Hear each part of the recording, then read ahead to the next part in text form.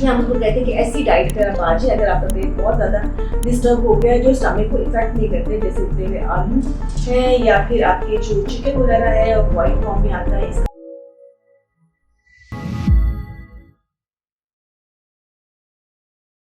अस्सलाम वालेकुम जी। इस टॉपिक में हम बात करेंगे कि अगर आपको प्रेगनेंसी में डाइट रिलेटेड इश्यूज़ हैं, अगर आपको खाना हजम होने में प्रॉब्लम होती है तो फिर ये वीडियो आपके लिए है। अच्छा, इसमें ये कि पहले तो हमें ये समझना ज़रूरी है कि प्रेगनेंसी में जो हमारा डाइजेस्टिव सिस्टम है टोटली चेंज हो जाता है, यानी कि वो इस तरह से हम नहीं खा पी सकते जैसे कि हम पहले खा रहे थे। अक्सर देखा गया है कि जो डाइट आपको बहुत ज़्यादा पसंद होती है प्रेगनेंसी में, उसकी तरफ देखने को भी दिल नहीं कर रहा होता है। इवन जो लोगों को मीट बहुत ज़्यादा पसंद होता है वो मीट देख भी नहीं पाते हैं और वो बिल्कुल इस बात पे हैरान भी होते हैं। सिमिलरली जो चीज़ दूध वगैरह जो रूटीन में आप इस्तेमाल करते हैं वो आप नहीं ले पा रहे होते हैं। तो इसका करके पेशेंट में एक तो ये कि जाहिर है उसमें ग़िज़ाइयत की कमी हो रही होती है, लेकिन एट द सेम टाइम जो है वो उसके अंदर जो है ना एंग्जाइटी और वो पैनिक होना शुरू हो जाते हैं, घर वाले भी और पेशेंट भी कि ना तो ये दूध ले रही है ना ये कोई चीज़ खा रही है, तो ये किस तरह से होगा। तो पहले जो 3 महीने होते हैं उसमें तो ये चीज़ें हम काफ़ी हद तक नेचुरल भी समझते हैं कि अगर आपको खाना हजम नहीं हो रहा, वॉमिट हो रही है, खाने को दिल नहीं कर रहा, तो कोई कंपल्शन या कोई परेशानी वाली बात नहीं होती है।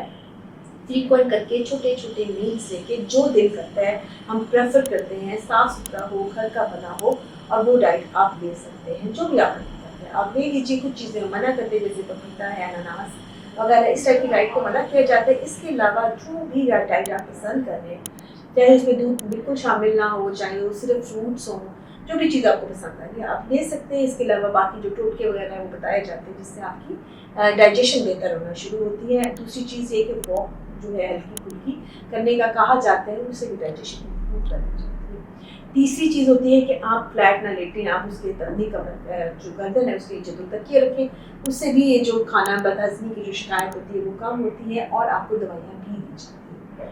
जैसे जैसे प्रेगनेंसी एडवांस होना शुरू होती है ये हाजमा काफ़ी हद तक बेहतर होना शुरू हो जाता है, टेस्ट भी ठीक हो जाता है, मुँह का जायका भी बदल जाता है और फिर वो टाइम आता है कि आपको क्रेविंग्स होना शुरू होती हैं डिफरेंट चीज़ों के बारे में और डिफरेंट चीज़ें आप इस्तेमाल करना शुरू करते हैं। यहाँ पर हम लोग अगेन पाबंदी कोई नहीं है, आप हर तरह का खाना इस्तेमाल कीजिए, बैलेंस्ड डाइट को प्रेफर कीजिए और कैलोरीज के अंदर रहिए, यानी बहुत मीठा अगर खाना शुरू कर दे तो वो भी ज़्यादती वाली बात है। सिमिलरली अगर आप बिल्कुल ही मीट इंटेक पे आ जाए, फ्रूट्स वेजिटेबल्स निकाल देंगे तो आपको कॉन्स्टिपेशन की शिकायत हो जाएगी। अगर आप बिल्कुल मीट नहीं ले रहे और सिर्फ फ्रूट्स और वेजिटेबल्स पे आ गए तो भी एनीमिया का चांस बढ़ जाएगा। तो आपने एक बैलेंस डाइट क्रिएट करनी है और उस वक्त हम आपको इंकरेज करते हैं कि दूध वगैरह का इस्तेमाल, दूध नहीं किया जाता तो दही का इस्तेमाल। अब अक्सर लोगों को ये शिकायत होती है कि हमारा 4था महीना या 5वां स्टार्ट होता है लेकिन स्टिल खाना उस तरह से हजम नहीं हो रहा। तो इसमें क्या शिकायत पेशेंट को हो सकती है, या तो मैदे में जलन की शिकायत करते हैं। उसके लिए अमूमन जो मैं रिकमेंड करती हूँ कि अपने खाने से हर तरह का मिर्च मसाला, लाल मिर्च है, हरी है या काली मिर्च है, हर गर्म मसाला खास तौर पर ये निकाल दीजिए। जो खाना आपके घर बन रहा है उसमें मिर्च डालने से पहले उसको सेपरेट कर लीजिए और इस्तेमाल करें, तो आपको सिरप्स वगैरह की या मेडिसिन की रिक्वायरमेंट बहुत कम हो जाएगी। और अगर आपके फिर भी अगर ऐसा हो गया है कि तकलीफ में है तो आप मेडिसिन इस्तेमाल कर सकते हैं। इसके अलावा जो चीज़ है कि आपको बाज़ लोगों को पेट जो है ना वो लूज़ हो जाता है, तो आपने ये भी देखना है कि कौन सा ऐसा खाना है जो आपने लिया है वो आपकी वजह से आपका पेट डिस्टर्ब हुआ, वो खाना अगेन आपने अवॉइड करना है। और कुछ लोग ऐसे होते हैं जो मुसलसल इसका शिकायत रहते हैं, तो उन लोगों को जो प्रेफर हम करते हैं वो ये है कि हम उनको कहते हैं कि ऐसी डाइट पर आप आ जाए अगर आपका पेट बहुत ज़्यादा डिस्टर्ब हो गया है, जो स्टमक को इफेक्ट नहीं करते, जैसे उबले हुए आलू हैं या फिर आपके जो चिकन वगैरह है और बॉइल फॉर्म में आता है, इसका कोई कॉम्बिनेशन ले लीजिए। राइस अमूमन पेट को तंग नहीं करते हैं, राइस वाली डाइट को भी प्रेफर किया जाता है। बहुत ज़्यादा घी का इस्तेमाल हो या मिर्च मसालों का इस्तेमाल उसको मना किया जाता है।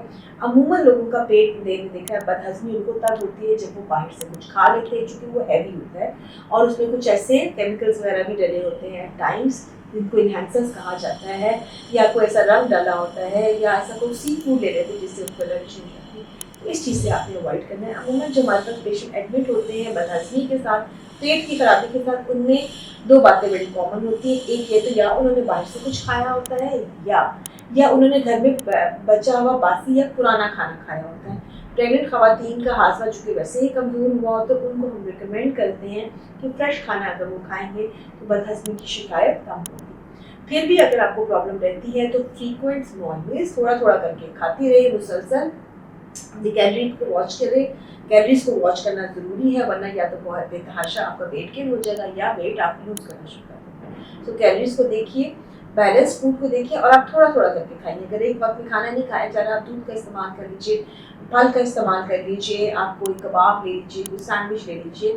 इस तरह से करके आप अपने जो है वो डाइट को बैलेंस करके और थोड़ा थोड़ा करके, उससे आपकी तबीयत नहीं ख़राब होगी, बोझल नहीं होगी। रात का खाना लेटने से कुछ पहले खा लीजिए, रात को वॉक ज़रूर कीजिए, अगेन बदहज़मी का होना शुरू हो जाती है।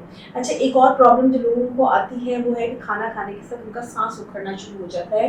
ये भी एक किस्म का रिगर्ज होता है, यानी खाना वापस आता है, जिसकी वजह से वो प्रॉब्लम का शिकार होती है। उनको सांस की भी शिकायत होती है, कुछ लोगों को उसके साथ खांसी की शिकायत भी रहती है। तो ये भी देखना ज़रूरी है कि वो ये अगेन इसके लिए फ्रीक्वेंट स्मॉल मील्स और लेटने से पहले तकिए का इस्तेमाल कीजिए और वॉक ज़रूर कीजिए, उससे भी ये बदहज़मी जो है वो कम होना शुरू हो जाती है। हाँ, अलबत्ता अगर आपका पेट जो है वो ख़राब हो गया है, मतलब यानी इसमें लूज़ मोशंस आए जा रहे हैं, उस वक्त जो है वो एंटीबायोटिक्स का इस्तेमाल भी किया जाता है। ये बड़ी सिंपल बातें हैं, देखने में लगता है कि ये तो आम बातें, लेकिन अगर इन आम बातों को प्रैक्टिस किया जाता है तो प्रेगनेंसी जो है वो काफ़ी सुकून से गुजरना शुरू हो जाती है। 9 मंथ में जाकर पेशेंट का उठना बैठना खाना पीना मुश्किल होता है। वो अक्सर पेट सख्ती की जो है वो करती हैं शिकायत कि हमारा पेट बहुत सख्त होना शुरू हो जाता है जब हम खाना वगैरह लेते हैं। तो अगेन वही वाली बात है कि जब आपके खाना खाते हैं तो गैस वगैरह की प्रोडक्शन होती है, तो वो भी आपके स्टमक को जब इरिटेट करती है। तो चूँकि बच्चा पूरे इस वक्त पेट में होता है तो वो भी यूट्रस को इरिटेट करता है और उसको कंट्रैक्शन वगैरह फील करती है। ये एब्सोल्युटली नॉर्मल है, इसके लिए परेशान होने की ज़रूरत नहीं है। हिदायत वही है जो मैंने ऑलरेडी आपको पहले दी। बहुत सारा ख्याल रखिएगा और